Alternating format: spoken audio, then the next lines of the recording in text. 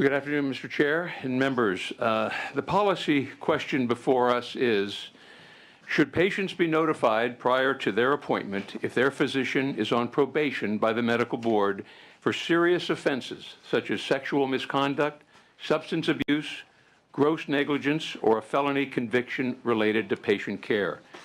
There are over 137,000 licensed physicians in this state. This bill only applies to about 500 to 600 of them who underwent an extensive 2-year investigation and probation procedure involving several state departments. Misconduct cases undergo rigorous scrutiny by multiple state entities and are not taken lightly. The medical board's expert physicians review cases to determine if they have merit. They are investigated by Department of Consumer Affairs specialists and reviewed by the State Attorney General's office for the filing of a charge document called an accusation. The case then goes to a hearing before an administrative law judge. If the physician disputes the accusation, it goes before the administrative law judge. Ultimately, the outcome of the hearing or of an undisputed case is decided by the medical board, which determines whether to accept findings and impose discipline. Discipline could range from a letter of reprimand, probation with specified terms and conditions, or license revocation. Physicians are already required to inform hospitals and malpractice insurers of their probation status, but their patients, the most important people in the healthcare continuum, have to seek out the information for themselves. Patients deserve to be notified prior to their visit if their physician is on probation for serious offenses such as sexual misconduct, substance abuse, gross negligence, or a felony conviction related to patient care and treatment. Here are a few examples of doctors currently on probation that would be required to notify their patients if this bill were in effect. Dr. Van Vu runs the California Pain Center in Huntington Beach. In recent years, 16 of his patients have died from drug overdoses. He was accused of gross negligence and placed on probation by the medical board after an exhaustive investigation. An orthopedist was found to have committed gross negligence in the care of 2 patients, including one whose fractured thigh bone was incorrectly treated for 2 months, allowing the sharp end of the bone to erode through the skin, resulting in the patient's leg having to be amputated. The doctor is currently serving 3 years probation. A urologist was found to be excessively using alcohol following a DUI arrest on a weekend when he was on call for a local hospital. 5 months later, he admitted to drinking again while on call. He is currently serving 4 years probation. A neurologist was found to have allowed unlicensed medical assistants to routinely give patients narcotic painkillers through infusion pumps, and in one case, a woman was sent home after receiving more than 4 times the proper dose. She was found dead the next morning. This doctor is currently serving 5 years probation. A family practice doctor was found to be excessively prescribing controlled substances to patients, including one who received over 1,000 oxycodone tablets at one time, and another who filled prescriptions for more than 41,000 methadone tablets over a 28-month period. They also sold drugs for cash without labels, patient names, or adequate records, and provided free drugs to patients in exchange for sex. This doctor is currently serving 10 years probation. An orthopedic surgeon, while on probation for substance abuse and forging prescriptions for highly addictive drugs in fictitious patients, was caught using a prosthetic penis and bladder to circumvent urine testing as part of mandated drug testing. He is currently serving 5 years probation. And a pediatrician was charged with sexual misconduct for coercing mothers of his patients to allow him to examine their feet while in the office. During one exam, he took the patient's mother's right foot and placed it on his inner thigh, then began rotating the foot so that her toes rubbed against his penis. He later said that he had engaged in similar conduct with 30 or more female patients over a 12-month period. He's currently serving 9 years probation. A primary care physician was found to have ordered more than 4 million tablets of prescription painkillers containing hydrocodone over a 15-month period. But investigators from Drug Enforcement Agency could account for only 167,000 tablets. She is currently serving 7 years probation. A cardiologist was found to have performed gross negligence in treating 4 people with heart disease. Now just think about that, 4 people with heart disease, including 2 who died. He was cited for exposing a patient to extremely excessive radiation, failing to order appropriate follow-up tests, dictating a fictitious history and physical without seeing a patient, and dictating medical records weeks after a patient's death. He is currently serving 5 years probation. Now, 82% of Americans think that patients deserve to know if their doctor is on probation for serious offenses. And several California newspapers agree. The LA Times editorial board wrote, "It's awkward, no doubt, for a doctor to inform patients when he or she is on probation." The California Medical Association predictably objects to notification, saying it would, quote, "put a burden on the doctor-patient relationship." True, but that's the very point. Patients should be fully informed so that they can decide whether they want that relationship to continue. The Contra Costa Times and Oakland Tribune editorial board stated, quote, "The California Medical Board should stop shielding bad doctors and instead require that those on probation tell their patients." But the president of the board made clear that he has no intention of making the change. Instead, he only wants to tweak the agency's website. Another LA Times editorial stated, "If the medical board is unwilling to force wrongdoing doctors to inform their patients, then the state legislature ought to step in. The inconvenience and discomfort of a small percentage of physicians must not trump what's in the best interest of patients." And the San Jose Mercury News editorial board wrote, "Lawmakers need to put the public good ahead of special interests and require disclosure." Thank you for indulging me in this, and there are witnesses in support, Mr. Chair. Thank you. Your witnesses? Good afternoon. My name is Lisa McGifford. I am the director of the Consumers Union Safe Patient Project, and we are the advocacy arm of Consumer Reports. And the cover of the current cover story of the current Consumer Reports article looked at many of the doctors that you've heard of here today. And one of the things that we were looking at was that there were these cases where there was serious offenses involved, and yet these doctors were still allowed to practice and see patients. They are under the board's monitor, but they do not have to tell their patients about this probation order.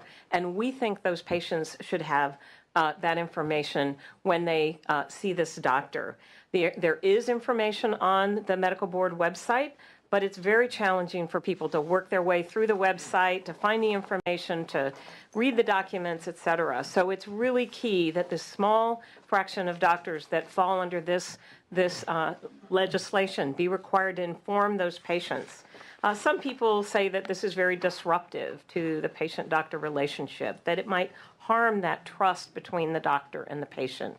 But there is no greater violation of trust if a patient is harmed by a doctor who's already on probation for the very things that happen to harm this patient. That is like such a violation of trust.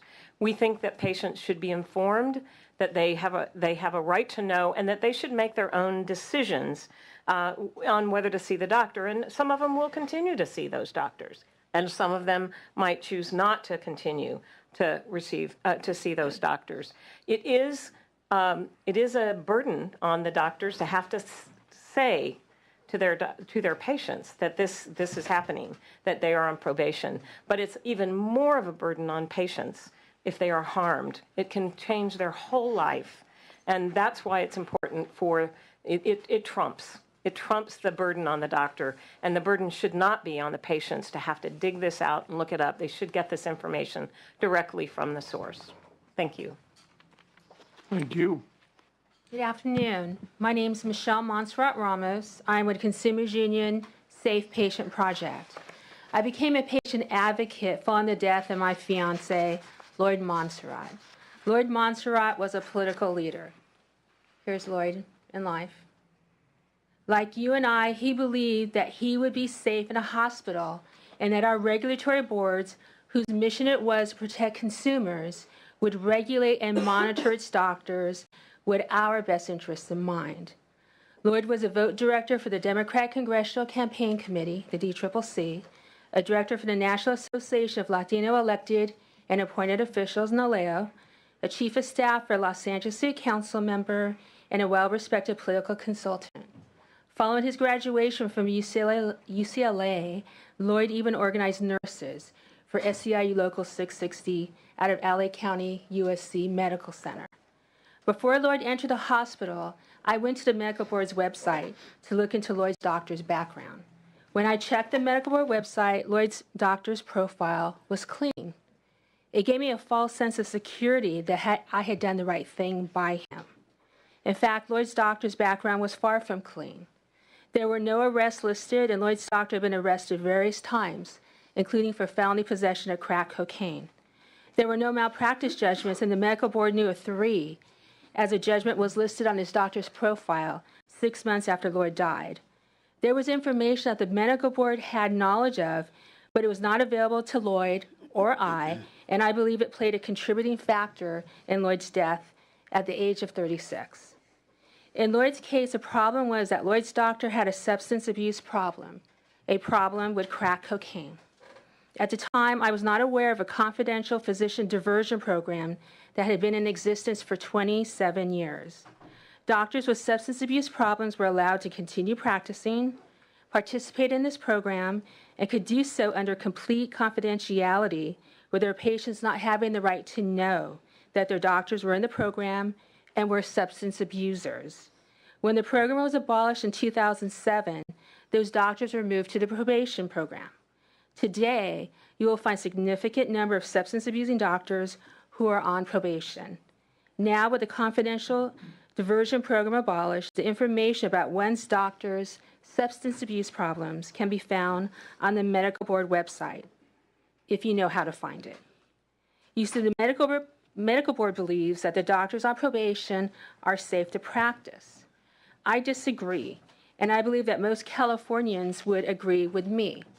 Doctors on probation are not only substance abusers, some have sexually abused their patients, some have overprescribed narcotics, with some writing fictitious prescriptions for their own use, and a number have been found to have been grossly negligent with the care of their patients. All of these issues directly impacts patient care. It would be something that you would want to know about your doctor before you put your life of your loved ones in their hands. The medical board believes that it's the patient's responsibility to locate their doctor's background information, such as their probation orders, on the medical board website. Not only is the information difficult to find and not presented in a patient-friendly manner, those patients who need the information the most, the chronically ill, for example, dialysis patients. Dialysis patients are the biggest consumers of our healthcare system. They are required to see more doctors, they are hospitalized more, and they have more surgical procedures. They need this information. Many of the chronically ill are not able to maintain internet access or maintain computers because they must make hard life decisions daily. Are they going to pay for necessary medication that's quadrupled in price, or are they going to maintain internet access? These are the patients I am asking you to keep in mind when you vote today. I urge you to vote yes on SB 1033. Thank you. Thank you. Good afternoon. My name is Tina Manassian. I'm a survivor and a victim of medical harm. My doctor had a chronic history of alcohol abuse, and it was a participant of the Medical Board of California's defunct diversion program, a confidential program. I wasn't the only victim. There are countless others that suffered and have died. In 2002, Dr. Brian West performed a surgery on me that I was not a candidate for. After the surgery, he cut me back open and left me open, bleeding, and infected. A few months later, he closed his practice down and abandoned me. Nearly 14 years after my botched surgery, I still suffer from excruciating pain.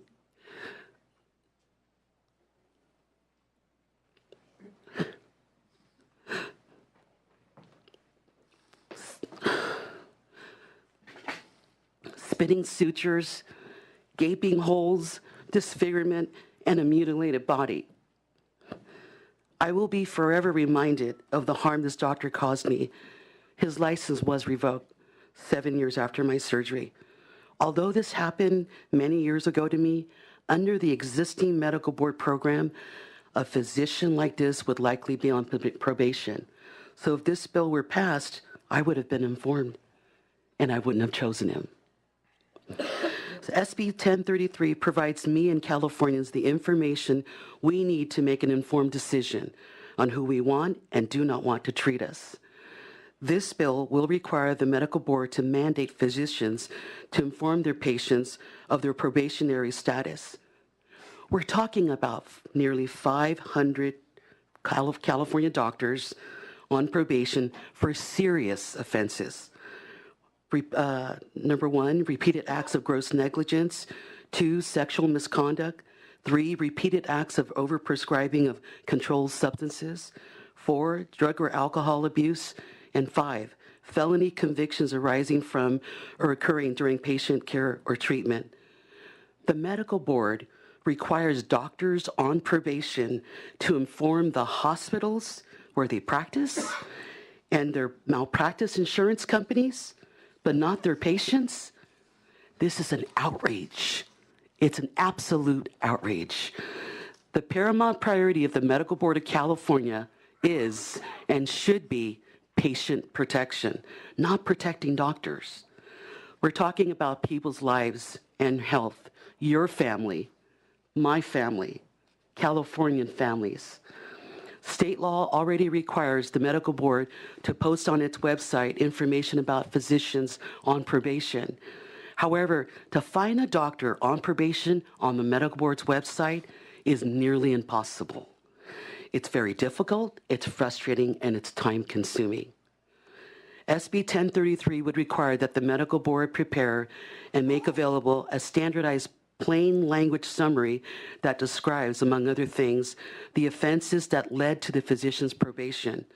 SB 1033's requirement that physicians disclose their probationary status directly to their patients is particularly important because not everyone has access to the internet, and some don't even use it. We're talking about serious offenders, and patients have the right to know. I urge you to support this bill. Thank you for your consideration. Thank you. Do we have witnesses in opposition of this bill? More support. Oh, is there other support? Excuse me. I imagine there is a few out there. Good afternoon, Mr. Chairman, members. Ed Howard, Senior Counsel with the Center for Public Interest Law. I just wanted briefly to highlight 2 quick points. The first is on page 6 of your analysis. The analysis makes clear that the California Research Bureau exhaustively studied the question of physician discipline and whether or not a physician who had been previously disciplined was likely to do something in the future that would also result in discipline, and the answer was yes. To quote from the CRB, again quoting from your analysis, quote, "These findings strongly imply that disciplinary histories provide patients with important information about the likely qualities of different physicians." And you read the rest of the analysis, that section, and it makes it clear that what we're looking at is potentially a 30% greater likelihood of physicians who have been disciplined in the past with potentially being disciplined in the future as compared to physicians who haven't been. And that, by the way, the predictive reasons why past physician misconduct forecasts future physician misconduct, that's exactly the reason why insurance companies and why hospitals insist upon getting this information and why patients should get it as well. We respectfully ask for your eye. Thank you. Mr. Chair and members, Monica Miller, Sacramento Advisors, representing the California Chiropractic Association in support. Thank you. Hello, my name is Marion Hollingsworth. I'm from La Mesa, California, and I support SB 1033. Thank you. Hello, I'm Dr. Julie Elginer, and I'm representing the California Chiropractic Board. So we are also a board that is responsible for the oversight of the chiropractic profession. I just want to share a few quick points with you because I believe we are one of the only boards that may be here representing the administrative components of the oversight of probation. I also want to let you know that the process by which chiropractors go through an evaluation is very similar to what Senator Hill described. So it's very analogous to the chiropractic profession. I just want to start quickly. Professionally, I am a faculty at the UCLA School of Public Health. I hold appointments in 2 different departments, so I'm a public member of the board of chiropractic. I am not a licensed member, but I do have licensed members with me in support, as well as our executive officer. So I want to just share with you that the enforcement committee for the chiropractic board has considered promulgating regulations over the last couple of years, and we strongly believe that a legislative mandate would be preferred, and so we are in support of this piece of legislation. I want to there's 4 main points that I want to address. The first is that we believe that SB 1033 increases the health and safety of the disadvantaged communities, such as the elderly, youth, and the poor. Numerous studies have proven these historically disadvantaged communities are less likely to have access to the internet and are much more likely to have lower health literacy, making it extremely difficult for them to manage their health care. And this would make it much easier for those disadvantaged communities to receive and to understand probationary information. Second, we believe that it removes barriers to disciplinary information. When a patient is seeking health care, they should not have to jump through hoops to find out whether their provider, their doctor, is on probation. Third, it will likely result in increased safety for patients by ensuring that patients are informed regarding a licensee's probation. It's going to enable those patients to make the informed decisions, as we heard. And lastly, and this speaks to the rehabilitative process, I just want to make sure that you understand that the chiropractic board believes that this is not a punitive measure. In fact, it's a rehabilitative measure. And so we strongly support this as an educational tool to equip patients to make informed decisions about their health care. We see this as an opportunity for the licensees themselves to begin the process of rehabilitation and hopes that they complete the probationary process. And ultimately, we believe through this process that they will become a better practitioner for those people that they took the oath to protect. Okay? And then lastly, I just want to share a couple things. Specifically, we firmly believe that the disclosure process does not add any more of a burden to the business as informed consent or HIPAA privacy laws or anything else that healthcare providers are required already to disclose as part of the engagement process. So lastly, we are in strong support of this bill. We ask for your aye vote. Thank you. Thank you, and please be brief as you do your support for this bill. Thank you, Chairman. Thank you, Chairman Hill and committee members. My name is Renee Nielsen. I am just a regular community member here representing 38 million Californians, and I'm a single mom with 2 kids, and we feel like that it's a no-brainer that we would love that this information was already enacted and available to us. So I'm in support. Thank you. Great, thank you. Hello, Senator Hill and everyone. I want to thank you so much. My name is Carol Moss. I'm with Niles Project, and I'm here also with Consumer Reports Safe Patient Project. We are in favor of this legislation, and we thank you. I thank God for this. We know many people that have been harmed, and we are in favor of 1033. Thank you. Thank you. My name is Ty Moss. I'm a co-founder of Niles Project as well, and we are 100% in favor of 1033. Thank you. Thank you, Mr. Chair and members. Megan Brightwell on behalf of the Consumer Attorneys of California. Pleased to be in support.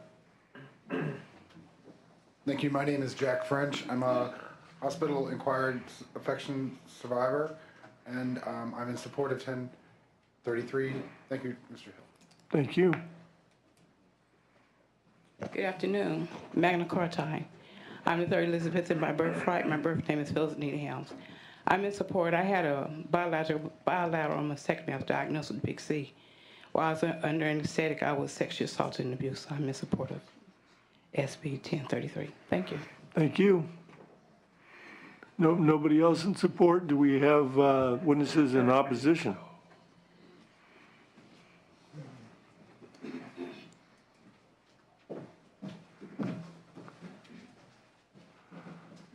Thank you, and if you could state your name and who you're working for.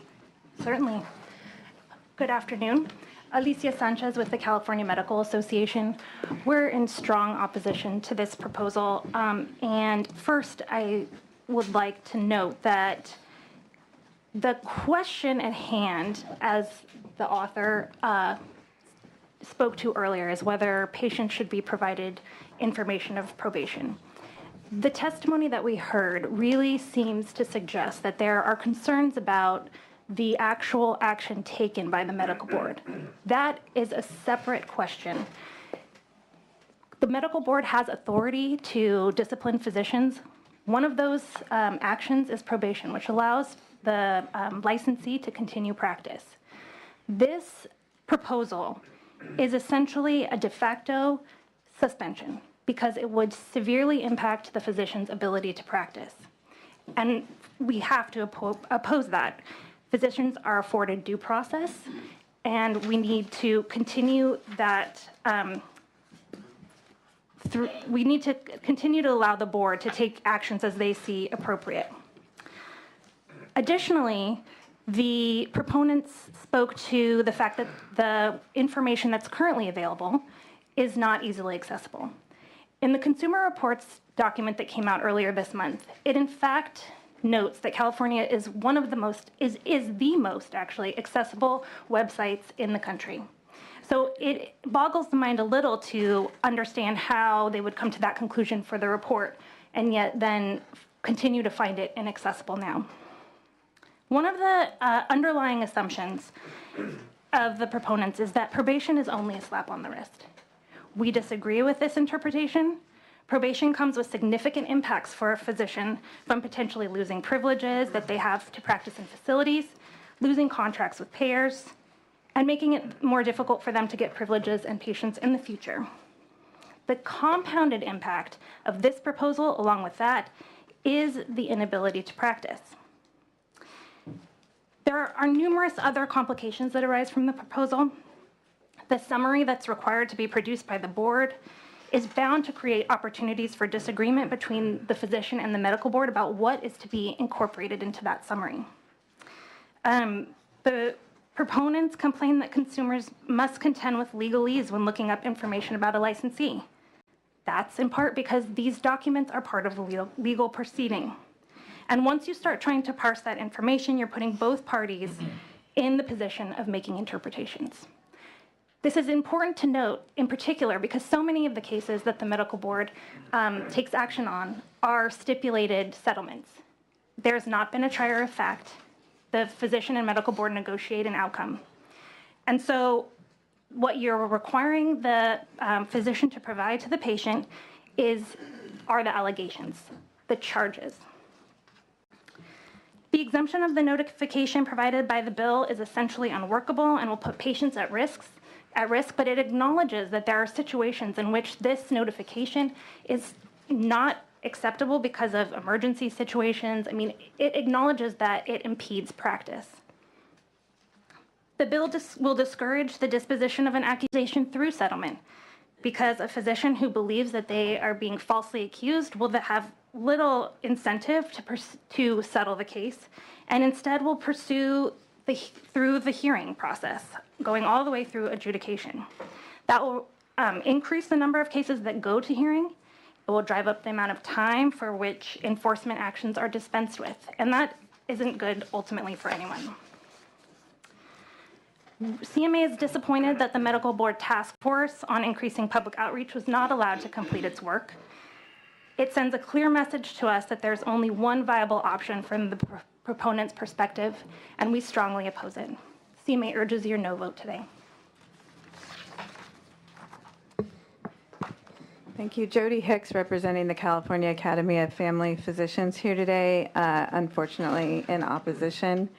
I just want to start first by commending some of the witnesses and telling their stories. And I think they're difficult to hear. They were difficult, I'm sure, for them to tell and to go through. And we're not here today in defense of physicians or any healthcare provider that has been convicted of egregious actions. But the bill is about probation, and probation for medical board means that they believe that they're still allowed to practice. And I think part of the tenor of the conversation, and it was even said, should they be allowed to practice? And one of the witnesses said, my answer would be no. So if that's the conversation about whether some of these disciplinary actions by the medical board were inappropriate, that's a conversation that should be had, and the legislature certainly has oversight to have those. But probation is one of the actions that is appropriate, oftentimes in many cases. And for that, the medical board has said in many of those cases that they should be allowed to practice. And the burden, and we agree that there is a burden, the burden is placed on the patient as well. And part of the problems with this bill is the trigger is the allegation, not the finding. So if you are accused of any gross negligence or any egregious act, that's when, and then through a 2-year process or a settlement, you are, the action that is found upon you as probation may be based on something else. You are still triggered to require disclosure of probation, even if the allegation of one of the more gross negligent acts is not what you were found to have a probationary discipline act for. So you could have situations, I represent primary care providers, and they treat patients from cradle to grave. And oftentimes in places like FQHCs and in clinics, and you are having situations where it's not the situation where you call up and you're establishing your doctor for the very first time, and maybe there is time in that essence to have those conversations. These are clinics where you're having people walk in off the street, or they aren't used to seeing the same doctor. They see a variety of doctors because of the clinic situation, and oftentimes they don't go until they're very sick. So you have, a nervous parent with a very sick child going to a clinic to see a doctor, and the start of that conversation is, can you please sign this because I am on probation? And it could be something like, not through the findings of the egregious accusation that they weren't at all good in keeping their records. And that's what they were on probation for. And so you start a conversation about probation, and you give them information about the accusation, and a nervous patient or somebody who's very sick or in those situations has to process that in that time frame, and it's just not workable for us. So unfortunately, we are here in opposition. I think some of the things that can be gleaned from this discussion is probation necessary for all, or appropriate for all of these situations? I don't know. It seems like some of these were very egregious, but again, hearing the testimony is hard to hear, but we don't have all of the information, and that's the same thing that's going to happen in some of those conversations when you're hearing from your patient. And do we need to make that information more accessible on the website? And if that's the goal, is for patients to have that information, then maybe that's an avenue that we can address later in this conversation. But for now, we remain in opposition. Thank you. Mr. Chairman, members of the committee, I'm Randall Hager. I represent the California Psychiatric Association in this instance, and we too regrettably are opposed. I can echo a couple of comments of my colleagues who've testified before us. I think in no way does opposition to this bill conflate with or equal an unwillingness to have probationary records available to the public. That would be one. Two, I do see in the testimony of the individuals today who are to be commended for their courage to get up here to talk about grievous personal injuries. I did hear a couple of things that said, one, that the problem was that the doctor was still practicing. The other was that they went to look for the records and didn't find any. Probationary information was not available. And those would suggest that there are problems other than which this bill is designed to attack. So let me just segue from that and talk a little bit about a psychiatrist's perspective on this. I think there are some unintended consequences. The disclosures here would probably, in all likelihood, undermine the therapeutic relationship between the psychotherapist and their patient. That relationship, in order to be effective, must have an element of trust in it, or there is no what we call a therapeutic alliance. Again, effectiveness is only available when the condition of trust exists. This kind of disclosure is going to interject an element there that will undermine that trust. We're talking about someone who might have a severe anxiety disorder. We're talking about major depression. We could be talking about somebody who is either actively suicidal or has had suicidal thoughts. And ongoing therapy, even with a competent therapist, under the conditions where this is disclosed, is going to be undermined, and to that extent, it's not going to be effective. In the event that a patient would choose to move on to another therapist, it's not easy to find a psychiatrist, so it's going to take some time. When they do find a psychiatrist or two, they may try to make an initial appointment to determine a fit, maybe a couple. These disclosures are going to be possibly given. That would be discouraging. In the meantime, if they have moved on, their treatment has been interrupted, the continuity of care is not there. And so we're talking about a real problem in the ability of psychiatric patients to access quality care and to maintain a continuity of quality care there. I would say that for psychiatric patients, I think we know some of the consequences when care is interrupted, when it is not available, when they're undertreated. And unlike other diseases, what people with a psychiatric illness have in common is that they can be hospitalized if they get worse. But in no other disease do you say that they might become arrested and incarcerated, like people with bipolar disorder who are not being treated, or homeless. So I would ask you to consider these factors as you think about your vote today. Unfortunately, we have to ask for your no vote. Thank you. Do we have others in opposition?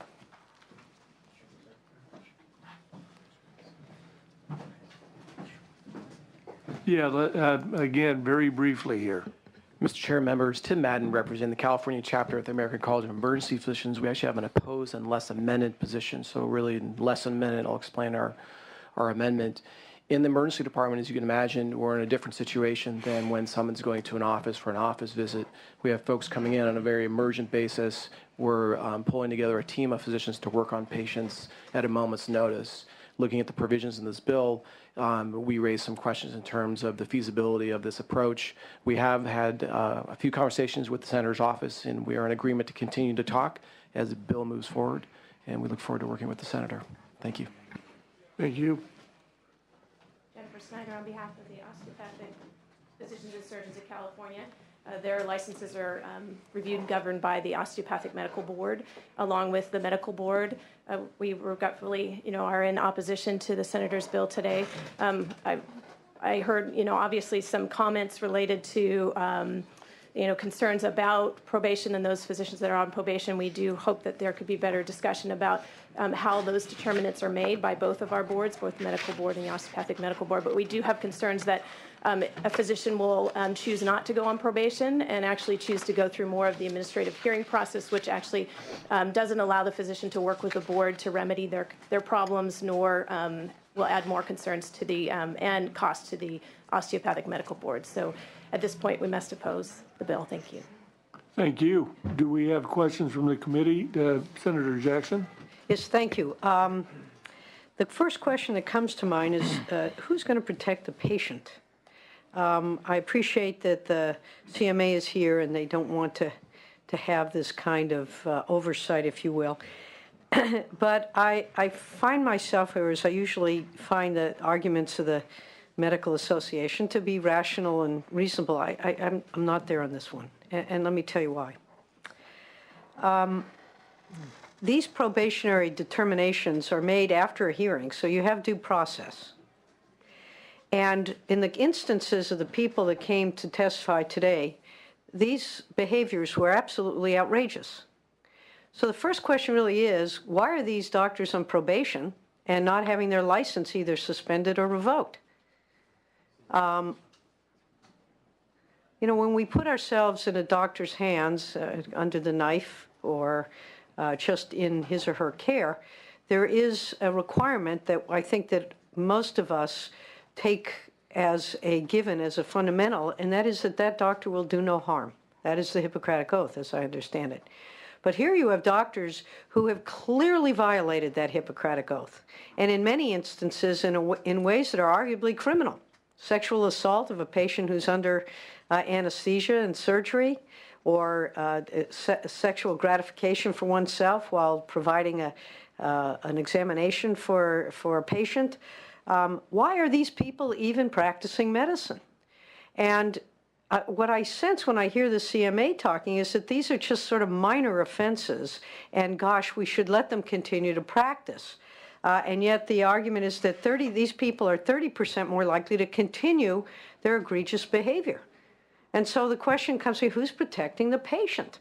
Now, I just happen to have in my family, my husband just underwent some surgery, and I did a little research on the doctor, but I didn't think to go to the California Medical Board site to get that information. I got it through some other sites. And now I'm wondering, well, fortunately, everything turned out well, but I didn't have all the information. How am I, as someone who is an attorney and who has practiced law for decades and is now a state legislator, how am I supposed to know where all this information is kept? Next time you can be sure I'll go to the California Medical Board website, but I'm not so totally impressed by the work that's being done by the Medical Board. Should we let the Medical Board be the arbiter of who we decide to go to see for medical care? Why don't we give the patient that opportunity as well? I mean, that's a question that came up as I've been listening to this conversation here. They're still allowed to practice medicine. And I understand and respect that as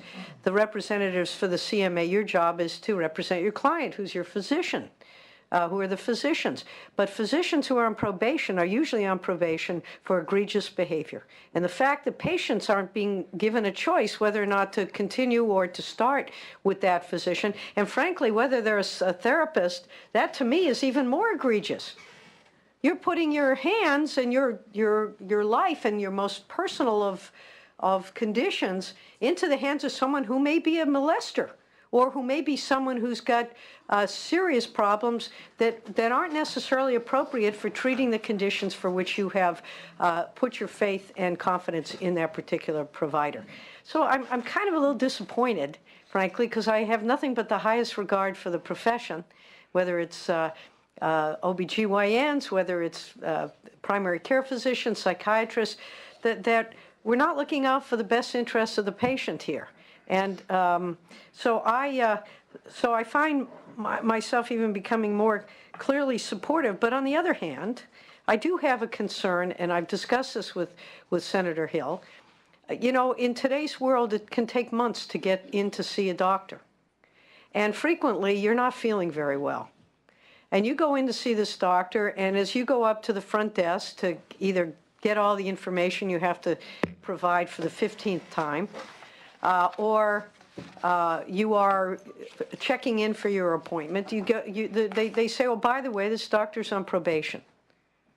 Now, as a patient who doesn't feel very well and has waited 3 months for an appointment, are you going to get up and say, sorry, I don't want to continue with this?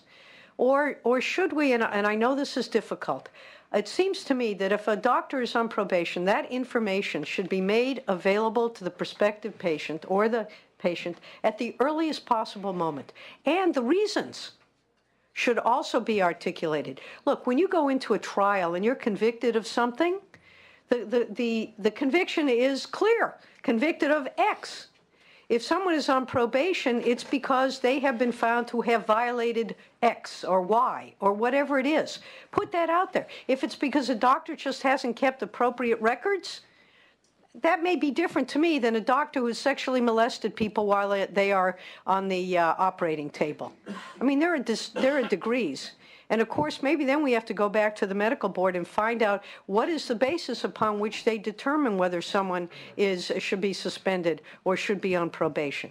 I mean, because these are real people who've just come up and testified, and I would bet you that there are hundreds, if not thousands more in that situation.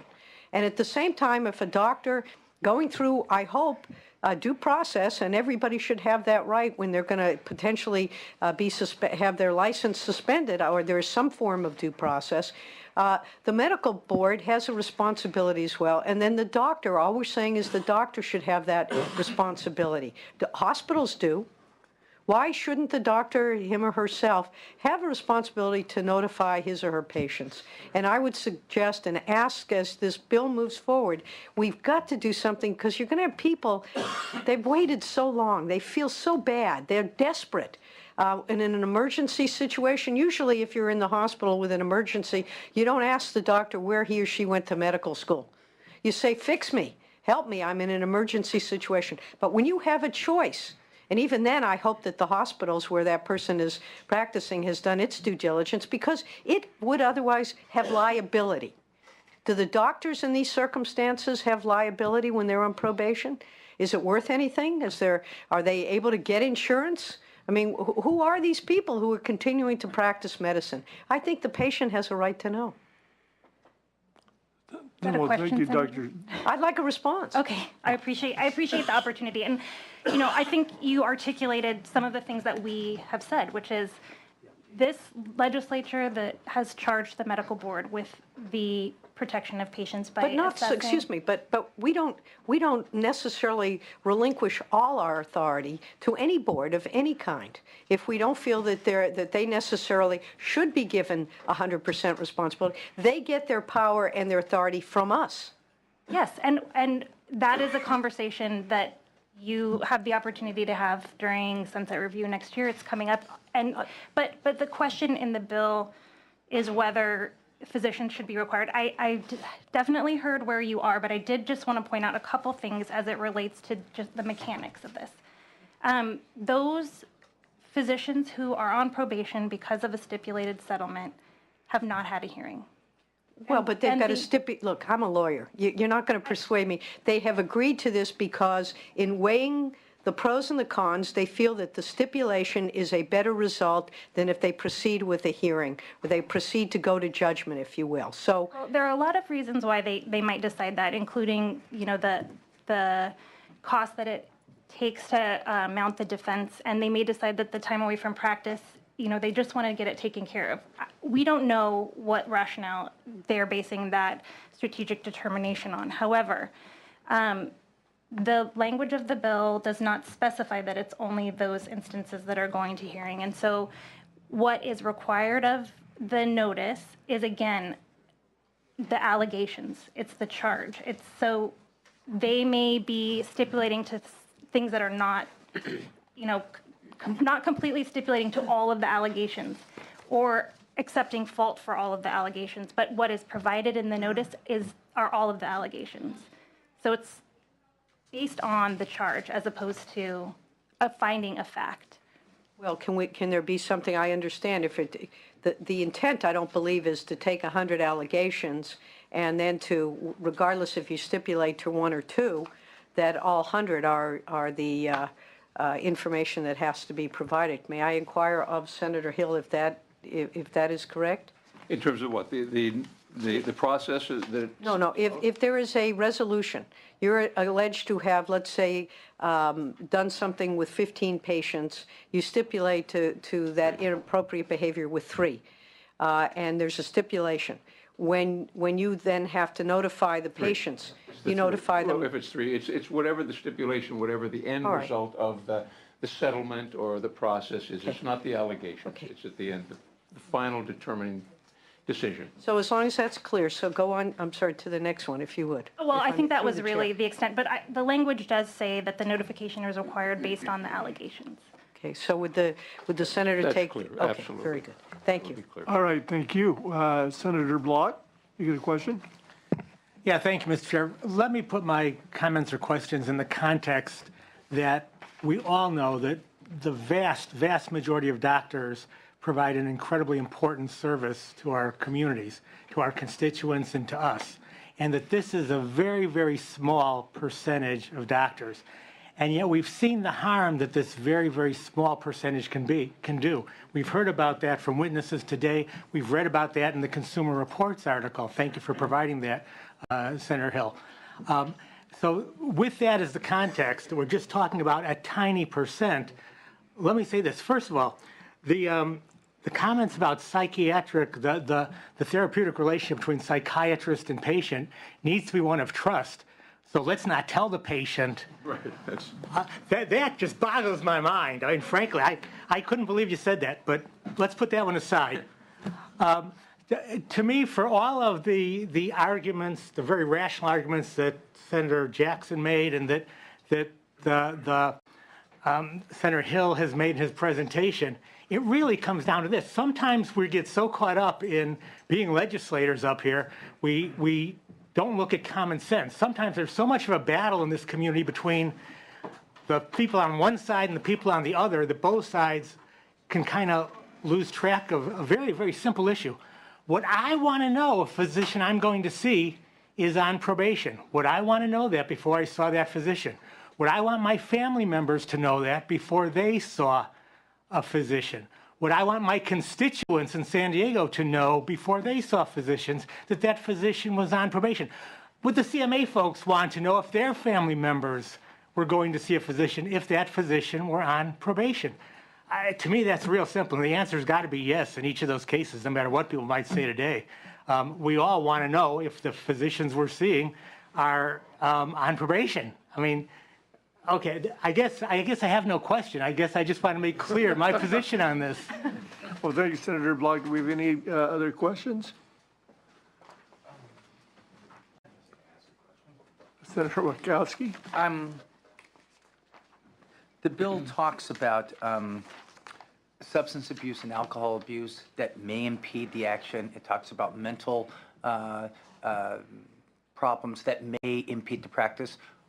Give me a flavor of what type of mental conditions that a physician may have that wouldn't fall into this, or alcohol abuse or substance abuse that wouldn't potentially impede their practice. Well, the thing that wouldn't impede their practice is if they were found guilty of fraud, or not fraud related to they sold a home and it was found to be that they didn't correctly, or they got a loan and didn't correctly put the amount on the loan, so they were arrested for fraud, and that was outside of the medical practice, or something that is not actually pertaining to the practice of medicine. Maybe shoplifting wouldn't be included in this. Maybe unprofessional, whether that would rise to that level, I don't think it would. So it's those things that just could impede their ability to practice medicine. And that's what we're talking about, substance abuse problems. I'm sure if they had gross negligence, the indication was if they didn't keep their records correct. Well, that probably would be a problem if it were gross in terms of that. They didn't keep accurate patient records in a way that would protect the patient in the long run. But if they just made some minor errors and issues related there, it wouldn't rise to that level. Yeah, So, I guess the concern that I have is a physician who has some mental illnesses or that has some substance abuse that seeks assistance, and that becomes part of a review that is not linked during the directly linked with the practice of well, medicine. and I hear, and Senator Galgiani has a bill that will be hopefully coming to this committee in the next couple of weeks related to that issue of taking a physician that does not have, has not harmed a patient, and it may be in a setting that is identified as a substance abuse problem, and in that setting they could receive the help and assistance without going through directly the medical board, and provide that would not be part of this because there's not a definite or defined probationary status that was determined from that. Yeah, I think one of the things that the opposition has raised is second guessing or challenging of the determination made by the board. You hear these stories and you say they decided to go for probation. And I guess the common sense, maybe the typical legislator would think that person should have been suspended. So I know that that's a different question that is a concern.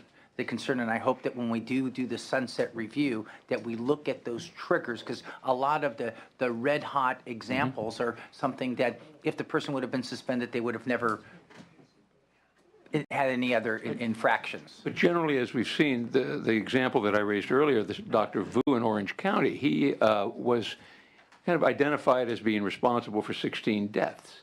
But yet the medical board and the attorney general concluded that, well, we can find, and he agreed to 2. And in that 2, he received 5 years probation. So it's whatever the settlement is certainly something better than what as Senator Jackson said, what could have been the outcome if you would have taken it to its full extent.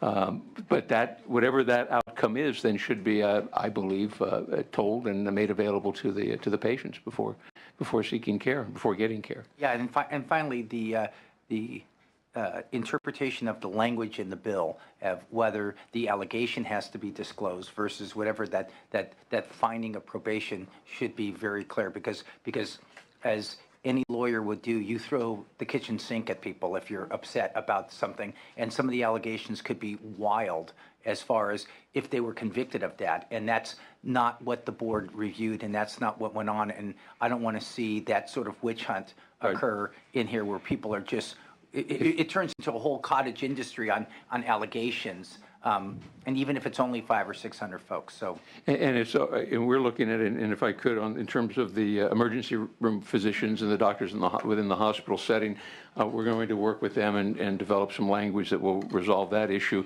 And we'll look at the interpretation and make sure that the language is clear on what this is intended to be related to, and at what point in that process, that due process would be disclosed at the time. Well, thank you, Senator. Any responses to that, or leave well enough alone? Because I think you've heard our perspective. Okay. Thank you. Do you have a closing? I do, Mr. Chair, thank you. And just a couple of things. One is that the opposition raised the issue of why not wait for the medical board to finalize the process that they have. Well, the reason we're not is because, as the LA Times reported in their editorial, quote, the board president, David Serrano Sewell, certainly seems to have his mind made up, quote, we decided on balance not to pursue what was requested by consumers' unions, Sewell said at the board meeting in January. He cited concerns about how such notification would be a burden, clog up the administrative review process, and impact the physician-patient relationship. And so that's the clear direction that we've seen that the medical board is taking. And as I mentioned, we're working with the ER doctors too. And the issue of, will this lead to doctors avoiding settlements or seeking administrative hearings to avoid probation? Well, in this process and what we've seen in the medical board, probation is the golden ticket for doctors to continue to practice medicine, and they plead whatever down to establish that and so that they're able to continue practicing. So I don't believe it's going to be, if they realize there's a problem and there's a worse situation as Senator Jackson relayed, I think that's very clear. So just in my close, I just wanted to say that the bill is supported by, as you've seen, Consumers Union, Center for Public Interest Law, Consumer Federation of California, California Public Interest Research, Consumer Watchdog, California Board of Chiropractic Examiners. Now, there is a professional group of professional healthcare delivering system and healthcare professionals that supports this and feels that it is in the patient's best interest, which is something I think we all can agree to. Now, often in this building, we have the opportunity to do the right thing, even when the opposition is wrong, regardless of who they are. And this is one of those times and one of those opportunities. I think, and Senator Jackson, thank you. I had to scratch off a number of my points, the due process questions and some of these that you'd made, and I appreciate that because it just seems like common sense sometimes, and we do personalize this. And as Senator Block said, over the weekend, as I was looking at this, I said, just as we did a couple of months ago with the Death with Dignity bill, I think every one of us sat, reflected on that, and said, how would I feel in that situation? What would I want for me? What would I want for my loved ones and the people I care about? And the conclusion I came to, and I think we all have to look at it, is, I would want to know. And I'd want to know if based on what I know today and what positions are on probation for, I'd want to know before I or one of my family members were to see a physician. And that just agrees with 82% of the population in California agrees with that as well. I ask for your aye vote, members. Thank you. Thank you. With that, do we have a motion? So moved. It's so moved. Secretary, could you call the roll? Motion is due pass to Senate Appropriations. Hill. Aye. Hill aye. Bates. Berryhill. Block. Aye. Block aye. Galgiani. Aye. Galgiani aye. Hernandez. Jackson. Aye. Jackson aye. Mendoza. Aye. Mendoza aye. Wachowski. Aye. Wachowski aye. Thank you, Tony. What do we got? We got 6 votes, so it is out, but we will leave it on call. Thank you, Senator. And we'll adjourn, we'll recess until after the. We'll recess till after session. Thank you. Thank you, members.